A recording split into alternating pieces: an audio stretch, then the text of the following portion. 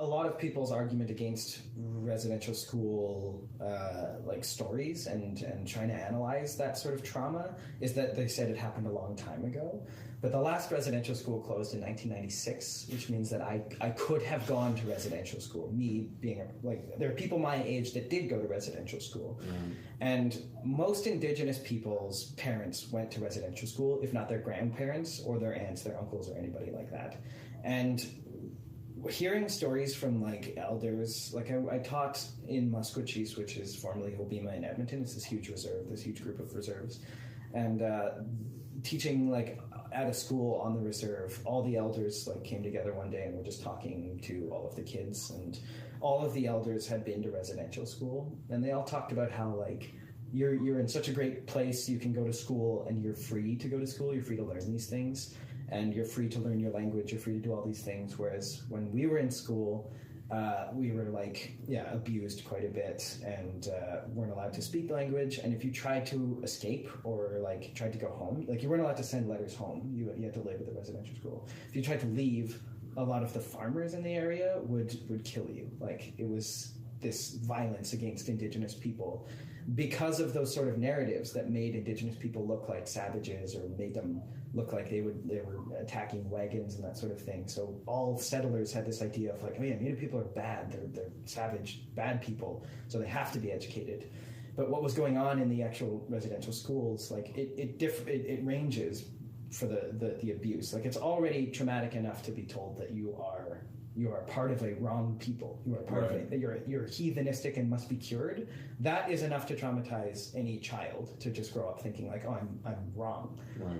But then to like the extreme of the abuses that happened in there, which I won't really get into, but like just the worst possible things are enough to really traumatize people. Right. So whether you are part of like a little bit of the trauma or a huge part of the trauma, that really messes you up as an adult. I mean, most people today who go to therapy at all, like try and track back their traumas to like, oh yeah, my dad yelled at me that one time, right, which is enough to make you anxious in society. Whereas if you've suffered from those intense things, you're more than just a little anxious in society. You have a lot of things that you need to work through. So that certainly was felt through like my family, like felt by me just by knowing like oh, I might not be right, like I'm not part of the right thing, which is enough to really confuse any Indigenous person. And most Indigenous people suffer through like questioning if their existence is justified or if you should do things, which is like complicated and weird, but like that is sort of how the effects of residential schools affect me.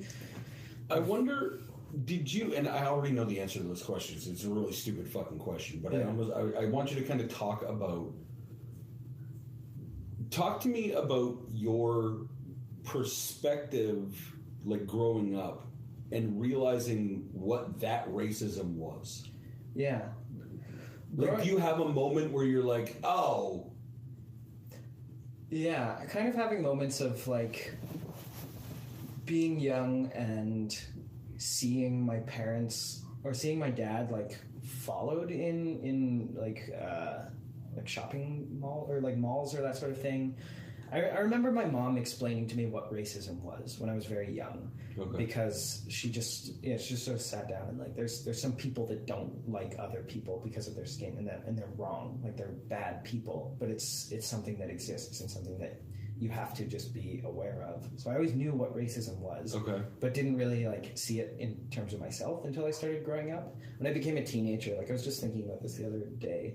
I remember being younger and going into like a 7-Eleven and like buying some chips with some friends. I was at a sleepover, and the guy was just like oh yes, like oh everybody come in, and like all my friends were white, and they're just like, you're all good family boys except you, and like pointing at me, and then all my friends like laughed. And I was like, I also laughed. I'm like, yeah, I didn't know why I was laughing. Right. It must have been a joke because we all like were laughing. He's like, you're all good family boys except you. You're not a good family boy. And I just sort of was like, I don't know what that means. And then later on, like growing up more, just like watching store owners like just follow you around or like make sure you're not stealing anything. Eventually you like get to this point where like what do you want from me? Oh, I think this is racism. Like I think this might be some form of discrimination. Right. And being younger, not really knowing what that was, but just being like, I guess like subconsciously, I guess you're right. I guess I am not a good family boy. Don't forget, you can subscribe to our full audio episodes on Spotify, Apple Podcasts, or anywhere you find your audio podcasts. The full episodes, highlights, and our live off-the-floor performance videos can be found at our YouTube channel, and you can follow us on Facebook and Instagram at the AVB Podcast. Of course, you'll find links to our incredible sponsors and this week's guest in the description below. The AVB Podcast is part of the Border City Network. Find more great content at bordercitynetwork.com. See you next time, folks. Bye-bye.